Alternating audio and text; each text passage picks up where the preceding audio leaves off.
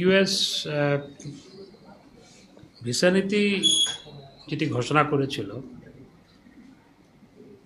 সেটি হচ্ছে 3C visa policy which was under the Immigration and Nationality Act of the US. এটি ছিল immigration and nationality অ্যাক্টের আওতায় 3C visa policy. সেটি ছিল ভিসা নীতি যেটি ঘোষণা করেছিল এই অ্যাক্টের আওতায়। আর জেনারেল আজিজের বিরুদ্ধে যে ভিসা রেস্ট্রিকশন দেওয়া হয়েছে সেটা হচ্ছে foreign operation and related programs appropriation act, এটার অধীনে দেওয়া হয়েছে।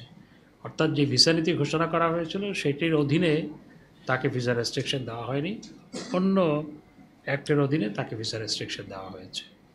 আমরা দুর্নীতির বিরুদ্ধে আমাদের সরকার জিরো টলারেন্স নীতি গ্রহণ করেছে এবং মাননীয় প্রধানমন্ত্রী আপনারা দেখেছেন আওয়ামী লীগের অনেক সংসদ সদস্য দুর্নীতির দায়ে জেলে গেছে, জেলে ছিল বেশ কিছুদিন। সরকারি দলের অনেকের বিরুদ্ধেও ব্যবস্থা গ্রহণ করা হয়েছে। আমরা মার্কিন যুক্তরাষ্ট্রের সাথে ফর কম্ব্যাটিং কারাপশন এবং আরও অন্যান্য ক্ষেত্রে আমরা একযোগেই কাজ করছি। দিস দ্য লাস্ট কোয়েশ্চেন এই ব্যাপারে, অন্য কোয়েশ্চেন করবেন। আমি এই কোয়েশ্চেনের উত্তর দিচ্ছি, এই কোয়েশ্চেনের উত্তর দিলে আমার মনে হয় এই ইস্যুটা কভার করে। সেটি হচ্ছে আমাদের মিশনকে আমাদের মিশনকে আগে জানানো হয়েছে, অর্থাৎ এটা পাবলিক করার আগে জানানো হয়েছে। তা আমরা মনে করি যে আমরা ইউএসের সাথে আমরা এঙ্গেজমেন্টের মধ্যে আছি।